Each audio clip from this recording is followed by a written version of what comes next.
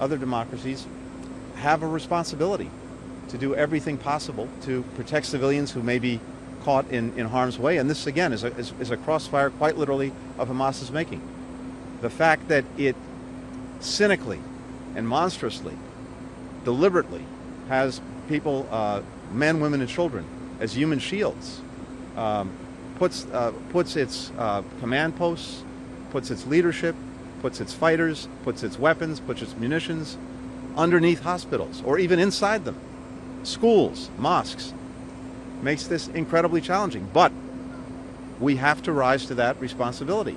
And so we will be talking about concrete steps that can and should be taken to minimize harm to men, women, and children in Gaza.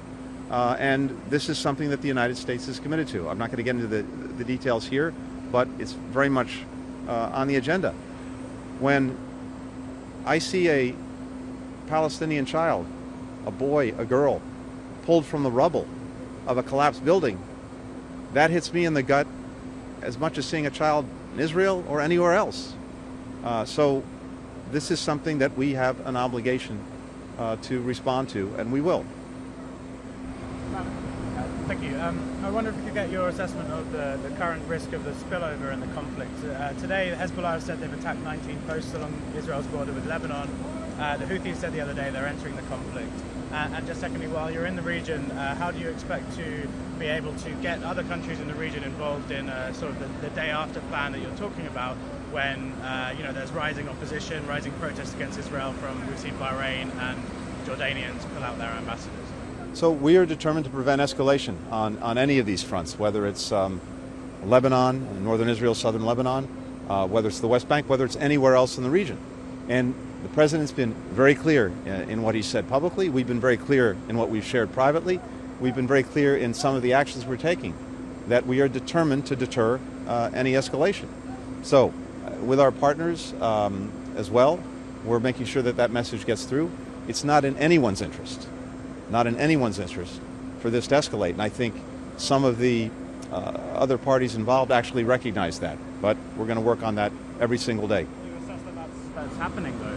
The strikes already taking place? What we've seen so far are discrete attacks. We've responded as necessary, including on our forces who are in the region, in Syria and Iraq, to prevent the resurgence of ISIL, which also should be in everyone's interest. And you saw the actions that we took in response to that. But as I said, we're determined to prevent escalation, to prevent the spread of this conflict, and we're taking the necessary steps to try to make sure that that happens.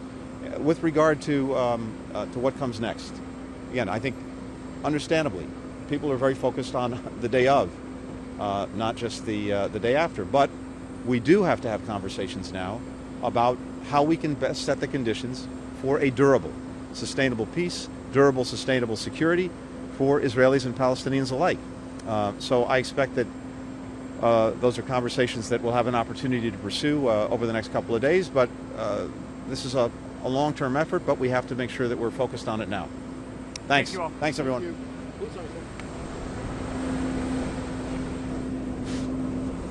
Can someone send me